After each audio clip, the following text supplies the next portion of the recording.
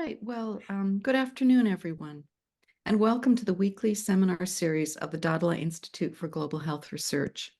My name is Professor Mary Viktorovich, and I'm the acting director of the Institute. Today, we're very happy to have the second part of a three-part series that Harvey Skinner and Susan Harris are hosting. And so I will pass it over to you, Harvey. Okay, thank you. Go on to share screen. Right, so everybody can see the land acknowledgement. Okay. We're going to start with the land acknowledgement, and I've asked my co-lead of our lab, Susan Harris, to lead us. So, Susan. Thank you, Harvey, for this honor. York University acknowledges its presence on the traditional territory of many Indigenous nations. The area known as Tkaronto has been caretaken by the Anishinaabeg Nation, the Haudenosaunee Confederacy, and the Huron-Wendat. It is now home to many First Nations, Inuit, and Métis communities. We acknowledge the current treaty holders, the Mississaugas of the Credit First Nation. This territory is subject of the Dish with One Spoon Wampum Belt Covenant, an agreement to peaceably share and care for the Great Lakes region. What I wanted to reflect on today was something that comes up for me often when I'm involved in a land acknowledgement, and that is to take a moment and to think about, to feel about my relationship to place. We all have special places that have been significant in our lives. So just taking a moment now, just to bring one of those places to mind. Perhaps closing eyes, going inside,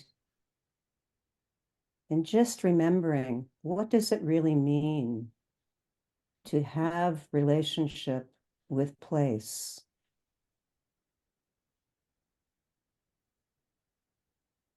As we are learning together how to care for our world and taking leadership from Indigenous nations, it's very helpful to consider our own relationship with place.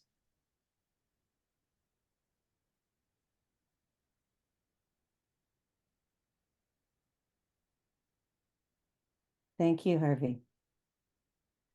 Okay, thank you, Susan.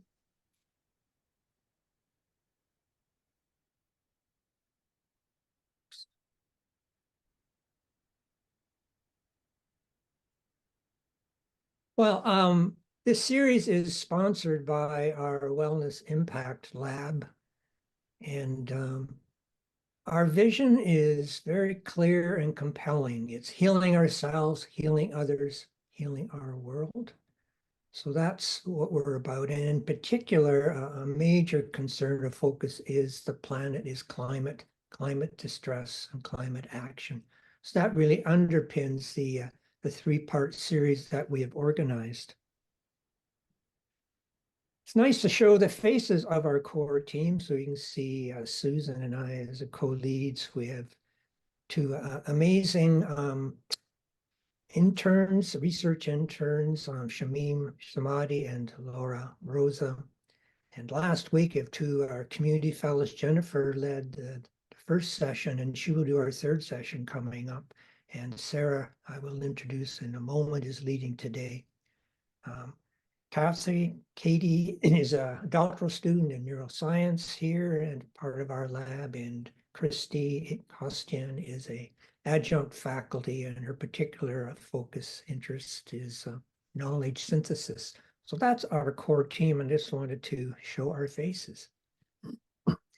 So this is a three-part series. Our first For those of you, and I think many of you, or almost all of you, were with us last week. It was really heart-touching and so compelling to hear the stories from our three knowledge keepers and elder.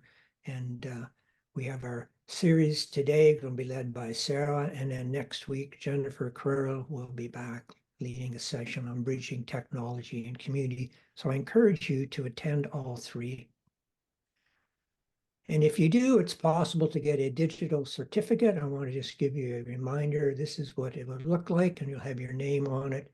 It's a very simple procedure. Just send an email to me indicating your interest. And we have 4 very simple questions for you to answer. And then we will give the certificate at the end of next week of our 3rd session. So these are my coordinates. The easiest is email, just hskinner@yorku.ca.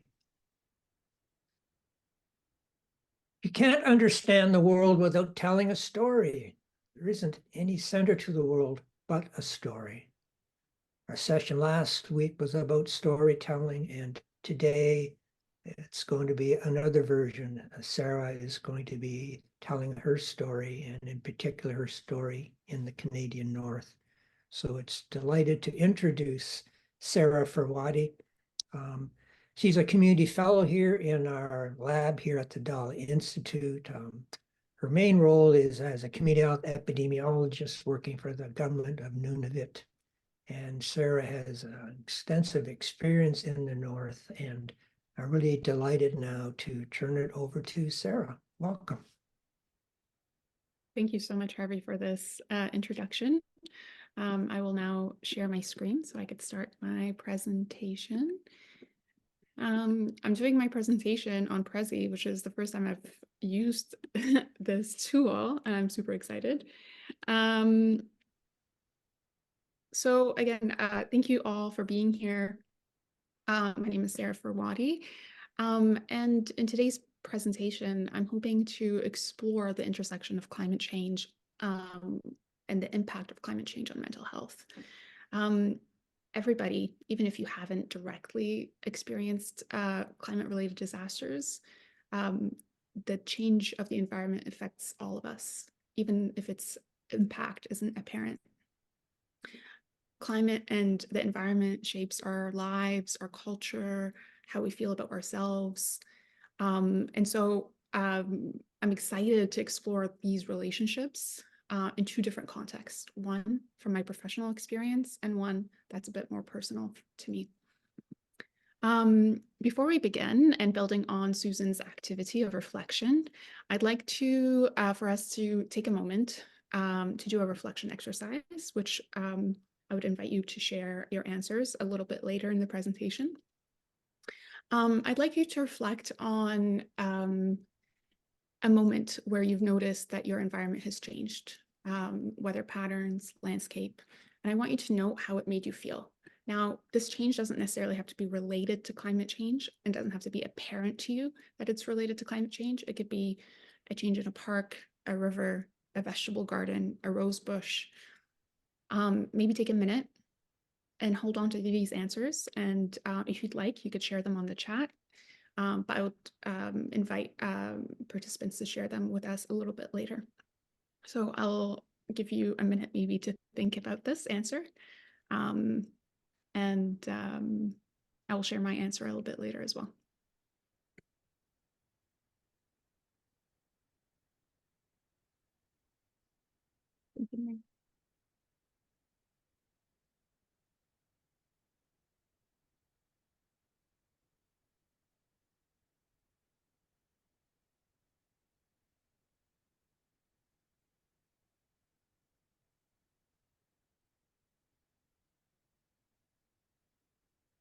So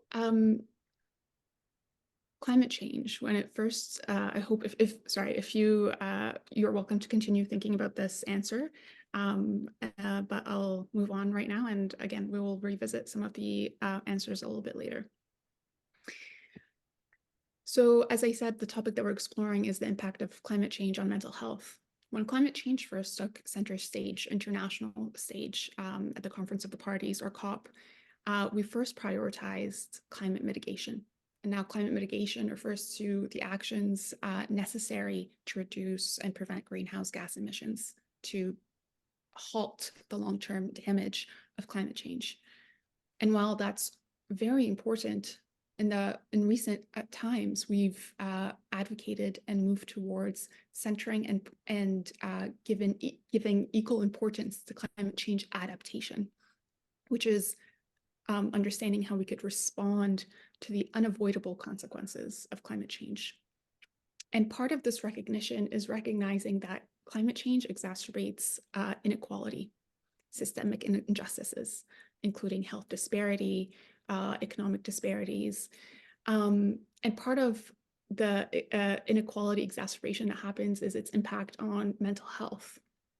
And so what I'm hoping to do here is to explore a specific connection or pathway in which that happens, which is how the environment is related to our cultural identity and how that impacts community and our well-being here in Canada and in other contexts worldwide. And I'm going to do this exploring two different contexts that seem very in opposite spectrums, Nunavut and Syria. Syria, or where I come from at least, in Damascus, it's urban, it's ridden by war, and it's a context that continues to suffer those consequences.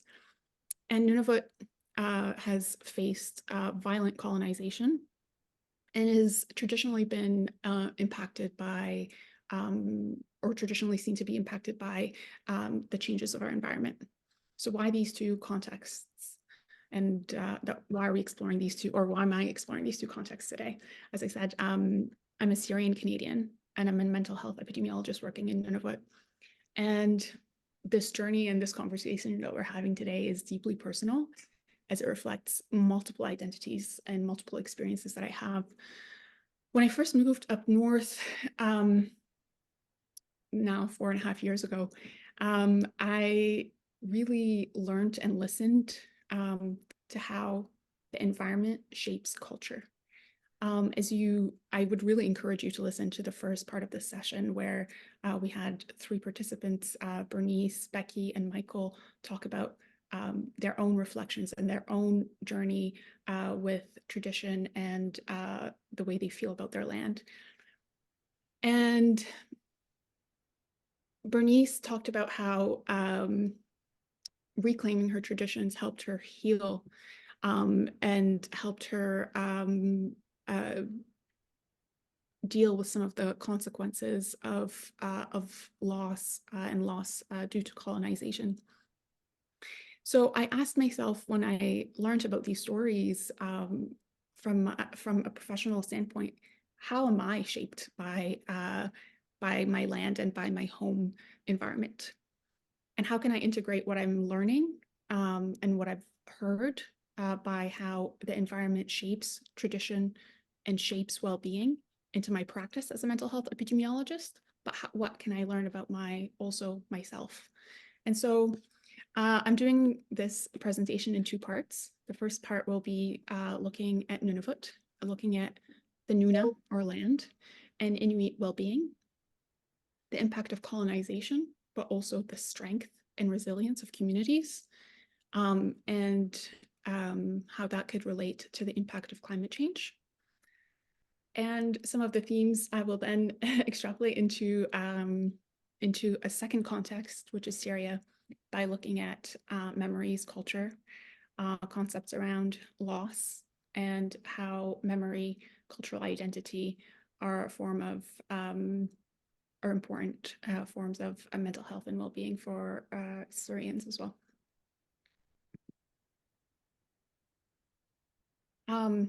So to set the stage when talking about Nunavut, it's important to get our geography right.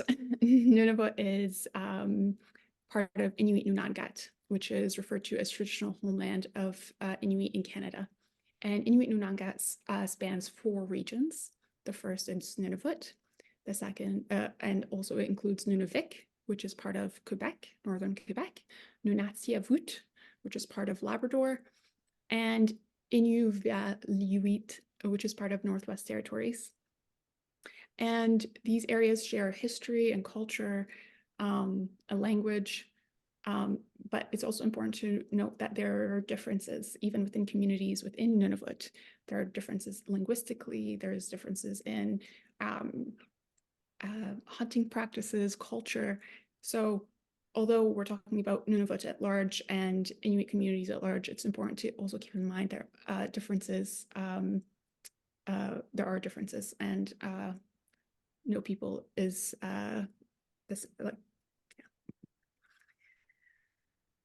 So last week we had the privilege to, as I said, listen to Bernice Couto, Clark, Becky Hahn, and Michael Kusogak, who are elders, knowledge holders. Michael Kusogak is a residential school survivor. And we heard important stories. And again, I'm emphasizing that it's important to listen to their presentation because it's important to center their voices in this larger conversation. In Nunavut, specifically talking about the composition, it's around 39,000 people. 85% of Nunavut is Inuit, and it's considered Canada's youngest population. In last week's presentation, we heard how Becky felt when she felt away from her land, as she lives in an urban center, and how food from the land is soul food, and how the land is a healer. And this theme is important to note in this larger conversation. And this is a quote from a study done by Ashley Consolo around climate change and mental health about how Inuit communities relate to their land. And in this quote, the participant talked about how it's almost a part of his physical self-concept. It's like being away from the land is like taking a part of your arm away. And how the land is like, being on the land is just like taking medicine.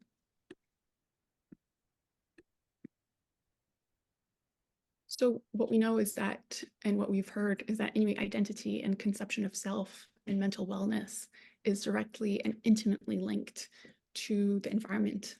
Land-based activities, the ability to hunt, to trap, to fish, the ability to go on the land. So that is considered a core part of well-being. So when we think about colonization, and when we think about how these factors were impacted by well-being, these are things I think about as a mental health epidemiologist. We heard from Bernice last week about how her grandmother was forced to leave land and her traditional ways of life, and how that impacted how tradition was being passed on, and how that impacted Bernice and her well-being. Unfortunately, we see in Nunavut high rates of substance use, high rates of suicide rates. They're 10 times the Canadian average. We take a look at this graph.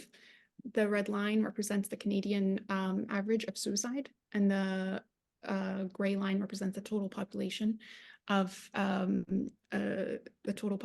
suicides per 100,000 people in Nunavut in comparison to Canada, and it's 10 times higher.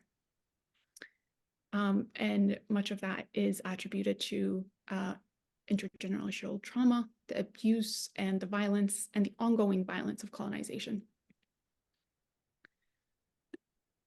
So some of the things that I noted in my work, and some of the observations I will build on a little bit later when we talk about climate change, is that a lot of suicide deaths. Actually, just take a step back. My role as mental health epidemiologist speaks to the innovation that is happening in Nunavut.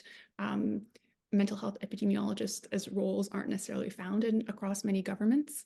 Often mental health is grouped with chronic illness. But the separation speaks to the recognition that well-being needs to be is separate from chronic illness, and it must be prioritized. And my role was created to address, or as part of the prevention strategy against the suicide epidemic that we have in Nunavut. And so part of my role is to look at what the risk factors are and what the protective factors are, and centering a lot of the elements around well-being, like we talked about, tradition, culture, land. And so part of the stories, when I, part of the observations that I noted when I'm looking at, for example, people's stories, those who've died by suicide, is you see a lot of grief. And that is something that I hope to explore more in my work. And this grief, although grief is a risk factor for suicide, especially grief for the loss of those who've died by suicide, the grief I've noted, and again, more analysis and exploration is needed, is not necessarily defined by time, and it's not necessarily defined like within 12 months of loss, and it's not necessarily defined by the cause of the loss. I also note seasonal impact. We see higher rates of suicide around spring and the fall. Again, this will be important when we talk about seasonality and climate change a little bit later. And I also see substance use and intoxication co-occur with suicide death. And that, again, is something that we will touch on a little bit later. But those are some of the observations. But when we talk about risk, when we talk about the impact of colonization, we must also talk about the resilience of the community and the strengths of the community and the protective factors of communities when to consider the holistic image of well-being. There are endurance of traditional activities and passing on tradition. Again, Bernice talked about how she engaged in activities that taught her about her tradition in ways that her grandmother couldn't, because of the, and how that was healing. There's been studies on youth that showed that youth who engage in land-based activities have decreased their substance use.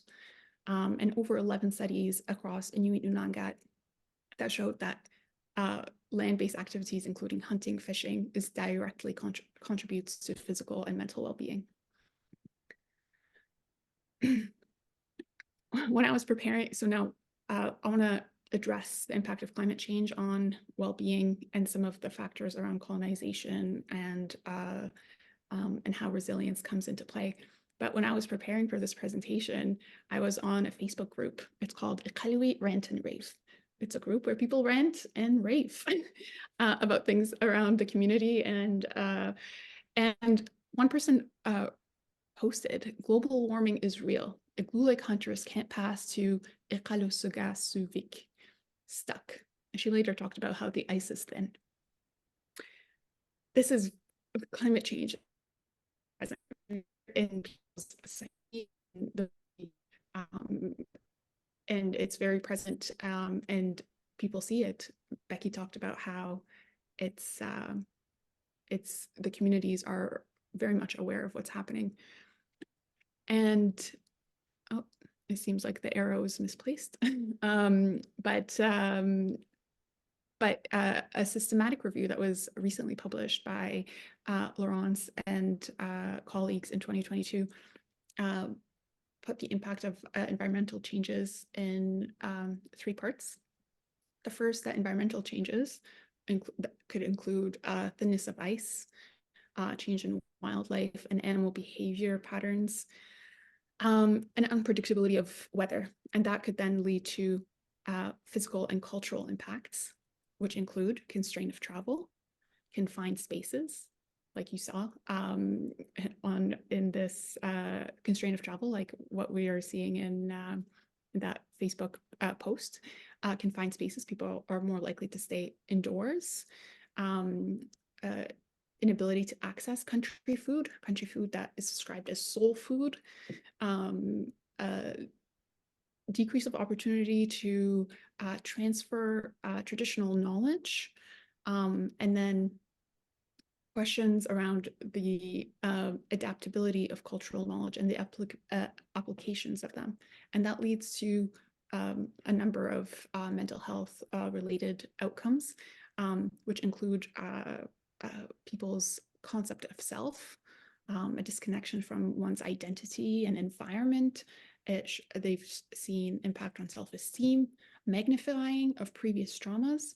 Environmental changes compound the impact and the negative impacts that colonization has had on Nunavut and in Arctic communities.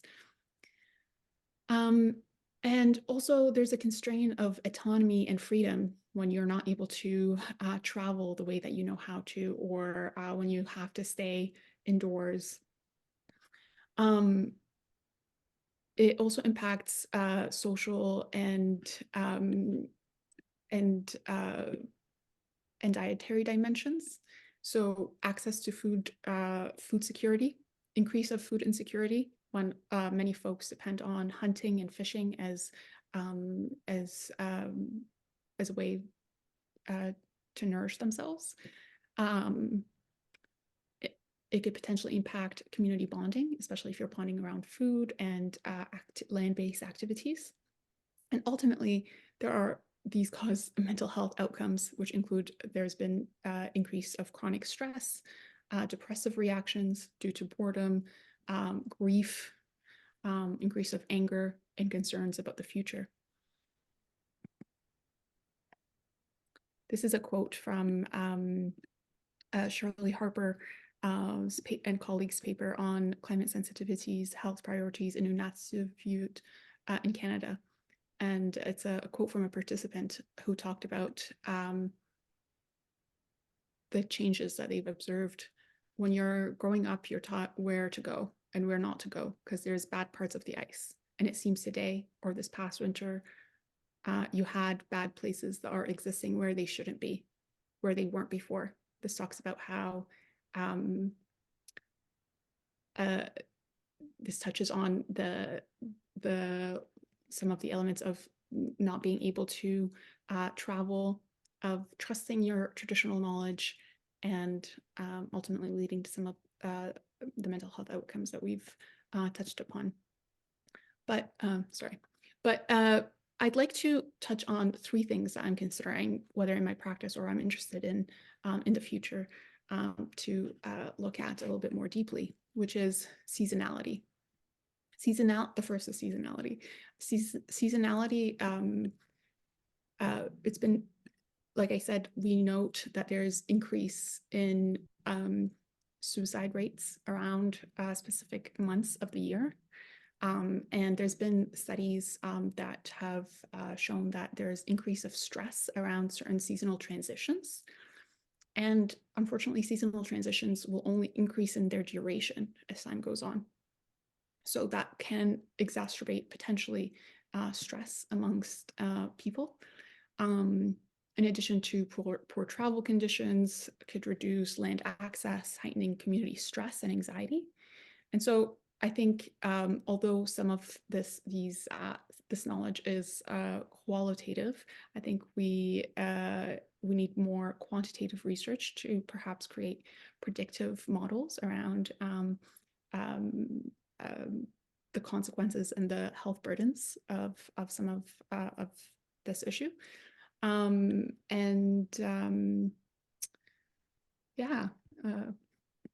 second part is grief, which I'm interested in. Like I said, I note high levels of grief amongst those who've died by suicide in Nunavut. However, grief as a concept, I read a paper by Galden and colleagues where they talk about how grief as a construct is not does not holistically represent all the various forms of losses as a construct that we use in care, in mental health care. So given the fact that that I notice high levels of grief amongst those who died by suicide, I have a question of how is this grief going to be exacerbated due to some of the outcomes of climate change? And how's this grief going to be recorded? Like a lot of the data that I've gathered is from stories, family stories that have talked about their loved ones who've died by suicide and their experience of grief. But grief is not necessarily well documented medically. And the third area of interest for me is social well-being. I think there's more research is needed on the collective mental health of communities and how climate change affects social well-being, particularly in the context of communal cohesion and family unity. Again, we talk about issues, but we must also talk about solutions. And a part of adaptation is hope that there is something that we can do to make these issues that arise better. And the first area of consideration when we talk about climate adaptation and for mental health is how can we innovate in our mental health services? Is there training, that's specific training that we must provide mental health care providers that integrates some of the environmental changes that are happening? What aspects of our health system needs to be adapted? And when I say health system, I mean other aspects of the social determinants of health. So for example, it's been shown that those who are economically better off are able to be more resilient in the face of some of these issues of climate change in the North. And thirdly, technology is a resilience tool. Bernice last session talked about how TikTok has been a really important part of cultural preservation and communication. And I think there's more work that needs to be done in considering how cultural preservation is and different ways that we could preserve culture is an important pathway to adapt to the changes of climate, and the threat it poses on our culture. And finally, when we talk about climate adaptation, we must acknowledge that communities are diverse and there's no one solution fits all. Although some of these concepts are universal, each community has its own needs and characteristics. And I think that's something that we need to keep in mind. And that's something I'm trying to keep in mind when I look at data and do my analyses, but more work needs to be done. I'm going to take a little pause and see if there's any questions about what I presented so far before I move on to the second part of my presentation. Bit of an impromptu Q&A. I'm not sure how to take questions. If anybody has questions, maybe you could post them in the chat. If you don't, we could move on to the second part.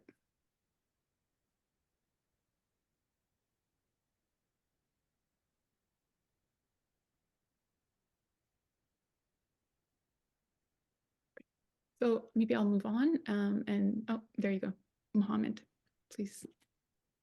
I have a question regarding the effect of seasonal changes. You mentioned earlier that spring and fall shows the highest suicidal rates among the indigenous population. So I don't see the connection, isn't fall and spring should be better than the extremely cold winter, in case for hunting and this stuff. Right. I think some of that more work needs to be done on this, of why these seasonal changes are cause more stress. And obviously I have to do my own more research on this, but it's been documented that it increases stress because for various reasons. I don't have an answer about this specifically right now. Okay. Thank you, Mohammed. Vicky, please. Hey, Hello. thank you so much, Sarah, and for holding this. I can actually answer the previous question. I'm Inuk, and I grew up in Iqaluit. My mother was Inuk, and I can confirm all your findings, Sarah. I think this is fascinating. Everything from mental health and well-being to addiction, suicide, pretty much everything that you've touched on. With regards to the stress of the changing of the seasons and the comment that winter would be the more stressful season, you know, that's, I think, what a Southerner would assume, because that's our experience. I live in Toronto now, what's known as Toronto.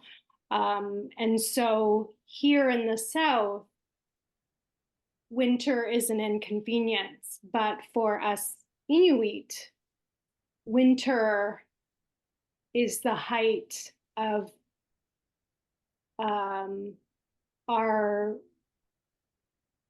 natural practices that have existed for thousands of years, our way of being and our way of living. And so not being able to access the land and the,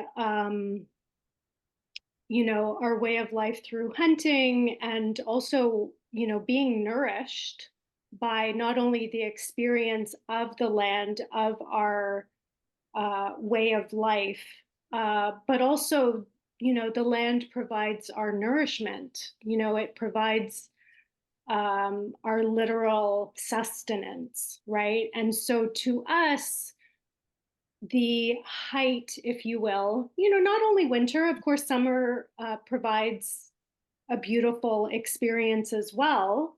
You know, being able to camp on the land, right? And go fishing in that's not ice fishing. But there's a line from a film, A Day in the Life of Noah Pigactic, or forgive me for the pronunciation there, but he says in that film that our way of life as we know it, I really recommend that film, is perfection. So our way of life, though it may seem harsh to someone whose DNA or genetic makeup is not of the land, but for us, our way of life in the Arctic as it exists is perfection. And that's why the change of season and the change of climate, you know, our world as we know it is changing, and that is terrifying. And that's, you know, and that attributes to the mental, the emotional, the spiritual unwellness of our people, because our world is changing and it's quite literally melting, right? And that we carry the burden of not only people that we know that are directly affected by suicide and who participate in that as a solution to how hard life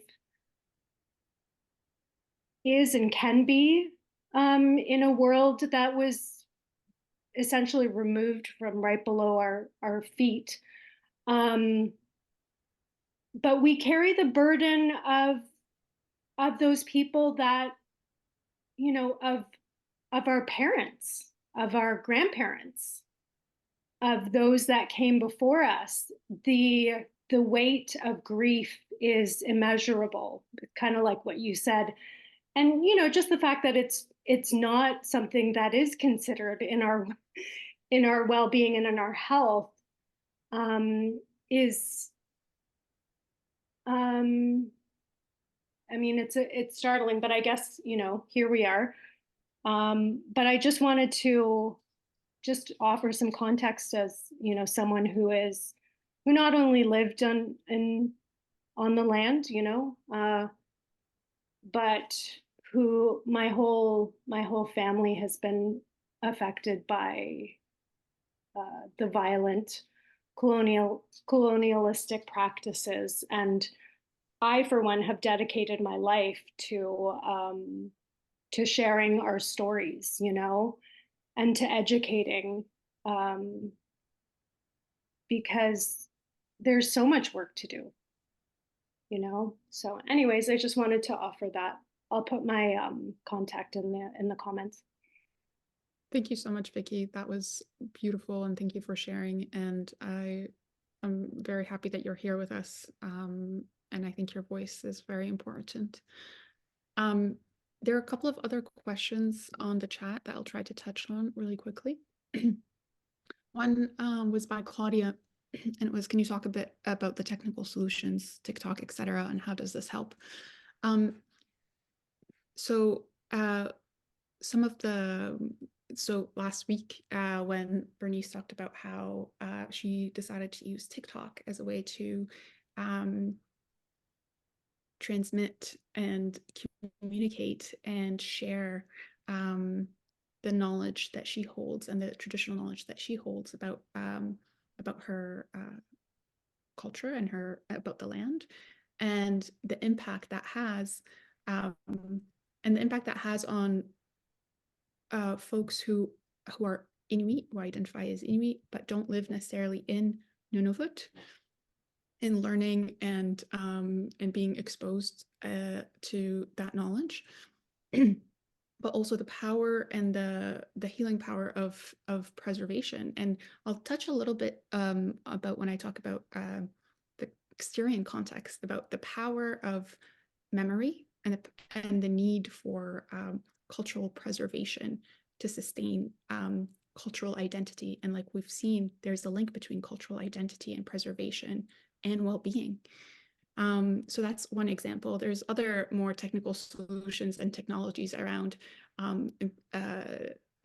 predicting ice quality and giving hunters more knowledge around the movement and the patterns of wildlife. So there are I'm focused on cultural preservation and cultural identity as it relates to well-being, but there are other technologies that directly and indirectly relate to it as well. The second part, sorry. Yes, and Vicki added to this, is that TikTok provides not only community, but traditional teachings that have not been taught our traditions because of colonialism by way of residential schools and day schools.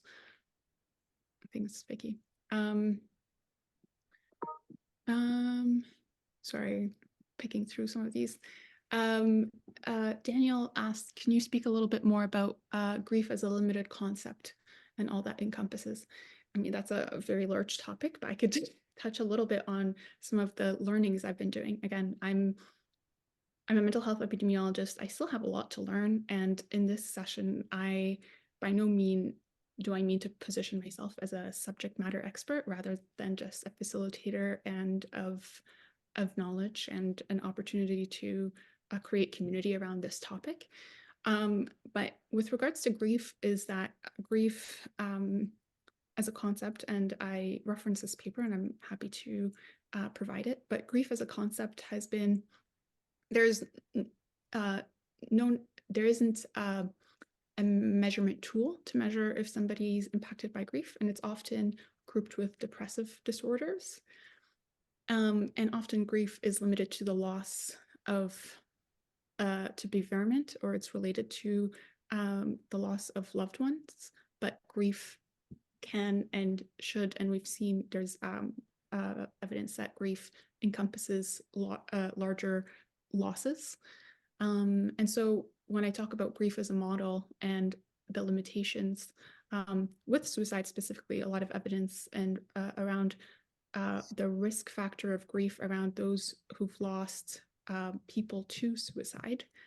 But there's the question of, does it only pertain to losing somebody to suicide, or does it losing somebody in general?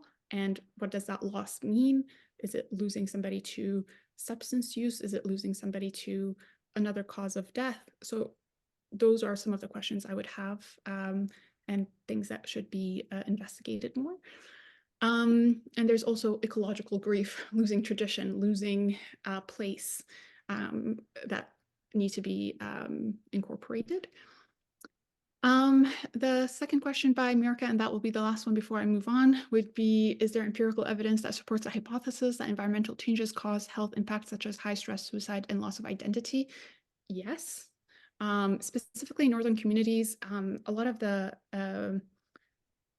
research started off qualitatively, which is talking to community members, talking to youth, women, men, elders, and mental health practitioners about how they felt. And I would say qualitative research is empirical evidence, but if you're talking about, are there quantitative elements of it, that is coming, and there is surveys that are happening, and chart reviews around correlations of climate change, of specific environmental changes with increased visits to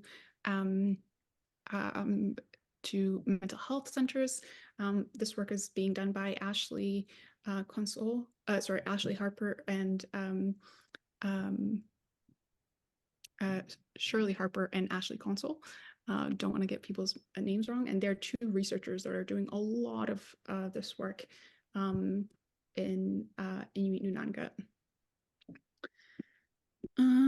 Okay, I'll move on, but happy to take more questions a little bit later.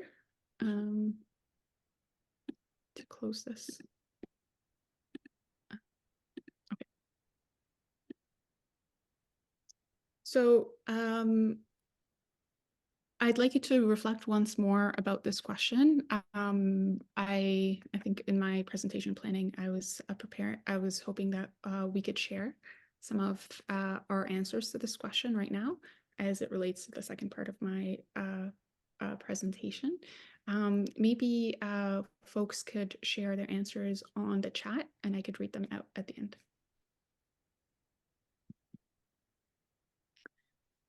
So, like I said, my experience in Nunavut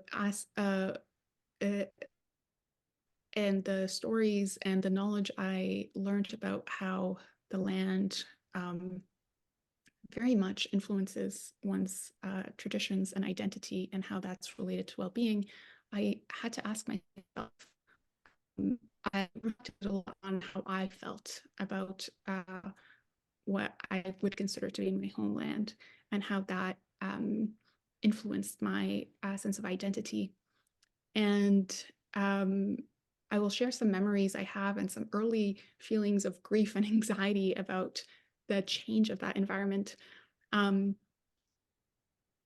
I have memories of jasmines that were growing in my grandmother's garden, of spending time on the weekend in fields of fruit trees. This is a picture of my grandfather in the outskirts of Damascus, where a lot of farms were fruit farms, and a lot of Syrians and Damascenes specifically spent their weekends there. And I remember an early memory of feeling anxious by seeing the river that flows through Damascus dry in the summer, and my grandmother and my mom telling me about how the summers were less hot, about how they would do more activities in the afternoons, in just the me acknowledging that the Damascus they knew was different than the Damascus that I knew. This was way before the war had started.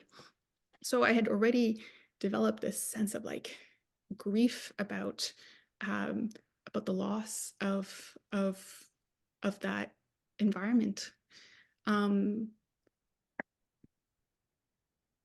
But why am I talking about this, considering the mass amount of human loss and destruction that has happened in Syria as a country, and the larger scale? How does that relate to, and why is that important given that backdrop? I think something that I learned from my time in Nunavut is that the climate crisis compounds existing inequities. It exacerbates and interferes with our response to crisis. The change of our environment impacts how we would respond to human crisis, both in the material sense and in the psychosocial dimension.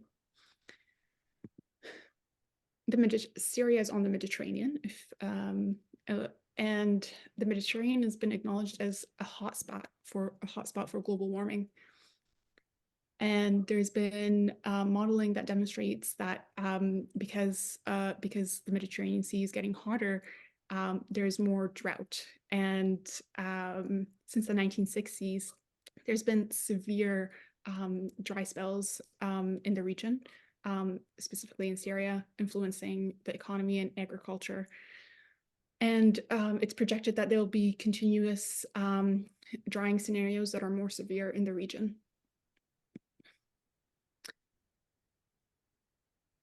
There's been, and drought the drought that Syria had experienced is believed to be one of course, the many factors that contributed to the civil war that has happened, and that has caused more than 6.8 million Syrians to be evacuated from their homes, both internally displaced and displaced in neighboring countries and across Europe. And this crisis and this human crisis had led to a wealth of information around the mental health of refugees and migrants. And this data and this research is interesting in two ways. First, it gives us an idea of how climate change could compound some of these mental health issues that have been identified. And secondly, it allows us to understand the potential ways that we could adapt and be resilient to both human crises and climate change. I want to highlight one specific study that was done or published in 2023, sorry, by Bunn and colleagues. And Bunn looked at ambiguous loss amongst Syrian refugees and the process of making a home. And she utilized the concept of ambiguous loss as a way to go beyond PTSD, or the post-traumatic stress disorder constructs that is often used to look at the experience of refugees and migrants. And she interviewed, or they interviewed 31 participants that were living in Jordan, a neighboring country to Syria. And one of the quotes from the participants was the following: "In Syria and in Damascus, anytime or anywhere you felt bored, you find a place full of fruit trees and water to entertain yourself. If you felt sick of the city, or you are 1 or 2 kilometers away from green farms that would bless your mood and entertain your kids." And this participant was contrasting it to his life in Jordan. One thing that I'd like to note is that the region is not homogeneous in its nature and its and the way people relate to their environment. So that's one takeaway from it. But based on these interviews, there were 4 constructs of ambiguous loss. Now, before I go into these 4 constructs, ambiguous loss has been used not just in the context of migration and refugee and how refugees relate to home, but it's been also used by in climate change research and how people felt about climate change and the loss of of their homes, specifically in the context of Australian farmers. And it's defined as a loss, in contrast to the loss of a loved one, it's defined as a loss that may never end or lead to a sense of closure. And what's interesting about the fact that it has been used in climate change research, or the impact of climate change on mental health, is that it's been now used to understand the experience of refugees and migrants, or Syrian refugees and migrants, is the fact that these concepts there's linkages of the two experiences, and that there's potential and opportunities to use frameworks from one context and repurpose it to understand another context. So the ambiguous loss or the 4 constructs of ambiguous loss that were identified in this paper were around the safety and security, the loss of how they imagined their future, the loss of social connection, and the loss of cultural identity, or a sense of identity. And although they never specifically talk about the environment and the importance of environment, it's related to the connection to place. And then that begs the question of, how does the loss of that environment impact one's connection to place?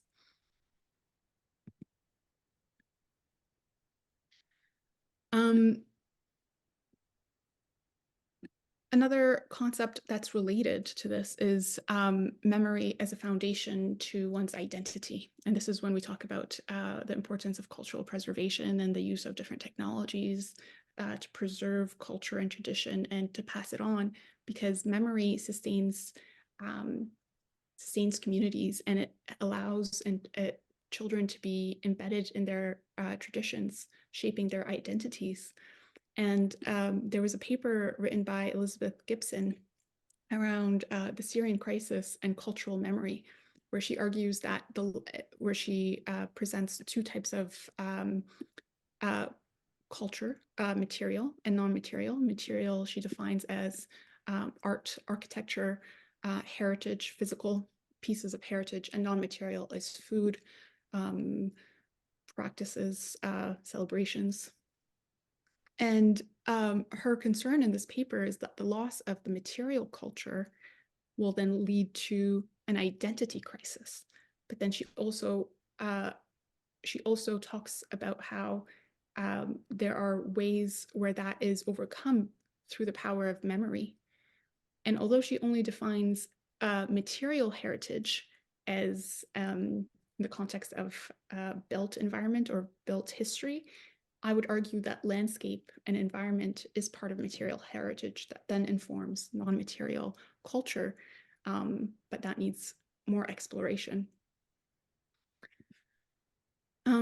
Finally, the importance of memory, sorry, my screen.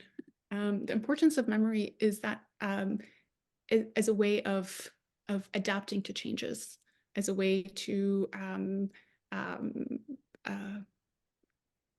connect with one's identity. There is again a recent study by Tim Wildschut around nostalgia among Syrian refugees, and the findings were that nostalgia and collective nostalgia, nostalgic memories, maintained a sense of cohesion, mobilized collective action, and had positive outputs or positive outcomes amongst specific groups. And the caveat here is those who already have high resilience benefited most from nostalgia and memory. So that's that kind of relates to the importance of why cultural preservation is important, and how that could relate to how climate change could potentially impact that, but also how do we adapt to these changes.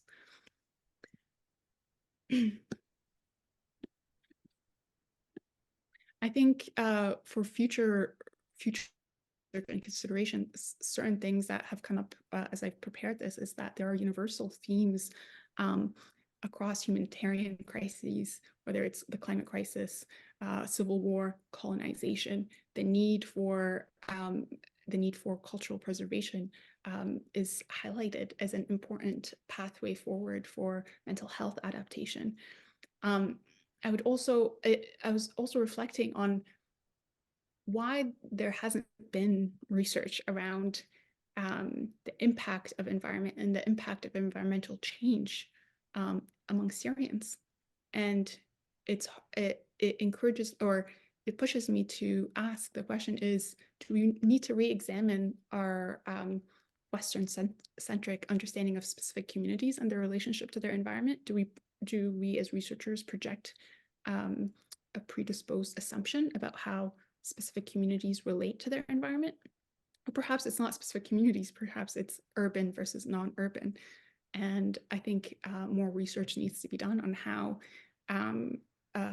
urban dwellers are impacted by the environmental crisis through the way they understand themselves and their culture.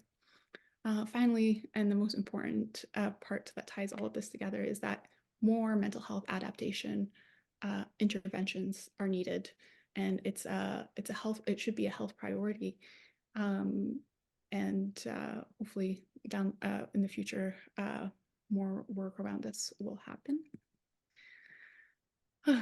Thank you all for listening to me. This was a very emotional presentation for me to prepare, as it tied to so many different parts of who I am.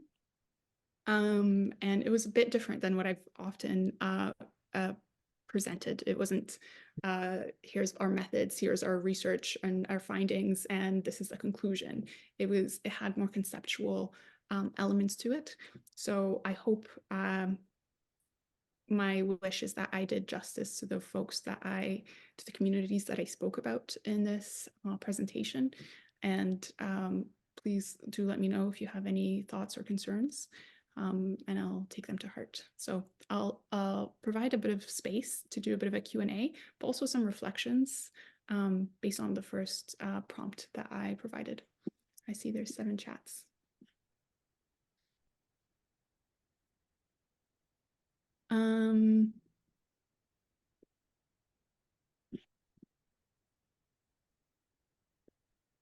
If anybody has any thoughts, please come and start.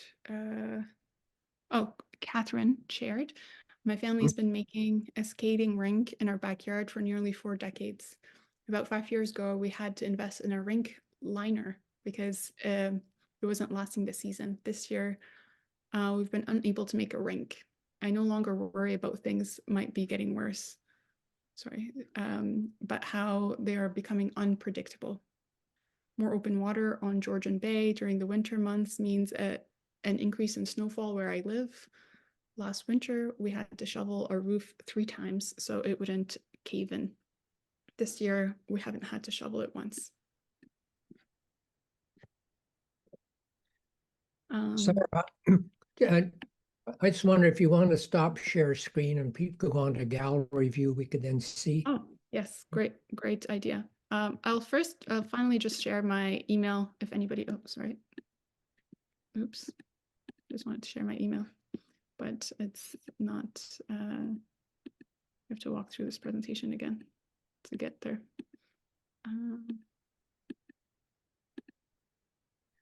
If you want to reach me or if you want to connect, please send me an email and I'm happy to chat. Nukayimi and shukran. Okay, I'll stop my presentation. Okay.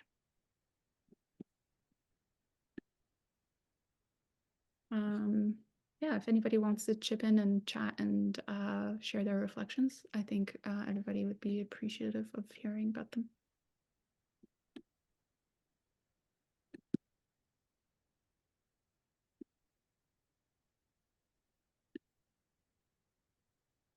I mean, it's a wonderful presentation, and I'm wondering, I mean, Susan started her reflection on the territorial land with the question of where is home? Where is the land? And for someone like yourself, Syria, south part of Canada, or Turtle Island and in the north, how you deal with that? Because in some ways your home has been shifting as you know, and the different cultures as well. So I'm just wondering how you're adapting to that and the challenge it presents for you and others. I mean, I think that question relates a little bit to the struggle of immigrants and cultural identity. I think, I mean, different people are different, and different people like different. I'll only speak about myself. My family's often moved a lot, so there's always like a struggle around how you relate to home. But I've always felt that I related to, for example, my grandmother's house in Damascus and that's what I perceive to be as home. But I haven't been back for 14 years. And as time has passed by, I feel like that part of my identity has definitely been more diluted, but I also feel an increased part of grief within me and more pain that I need to address and look into.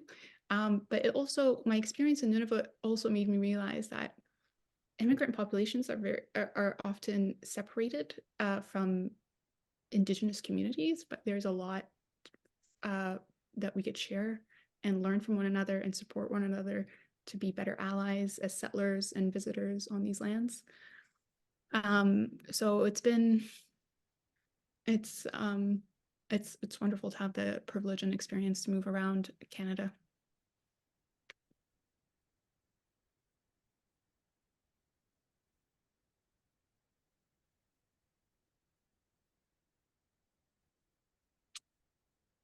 Hey friends, we don't have to stay till 2:30. I think we thank you all so much for being here. Again, please reach out if you have any thoughts or questions. And I look forward to hearing for you. And I just want to highlight Vicky, who wrote, for folks interested in Inuit specific culture education and consulting, please reach out to her. Her email is in the chat. So I'll also just a short closing remark. First of all, thank all the participants and how you got engaged through chat and your questions. And then specifically, Sarah, it's been very heart touching and helping us learn and understand parts of the world and the impact that climate change is having in the north, traditionally cold, becoming warmer, and the huge impact on the bad ice and no longer having ice roads, and comparing that to in the Mediterranean, Syria, which has traditionally been a warmer, hot climate and getting almost excruciatingly hot. So it really the comparison contrasts just show how it's affecting us all. So it was a marvelous opening of that. So I want to thank you and encourage everybody to next week, Jennifer Crowley will be again focused on the North and drawing on an amazing project called Connected North. They're linking over 300 schools in the North with schools in the South, and it's very self-determined by the students and running a project, so very empowering and trying to build resilience, which is a key element from Sarah's presentation today. So she'll talk about using different technologies and how it's empowering the youth in the North and through the connection, how they're working together to tackle the difficult challenges. So I encourage everybody to show up next week, and I'll just stare at everybody else, a bit of applause. And may you be well, may you be happy.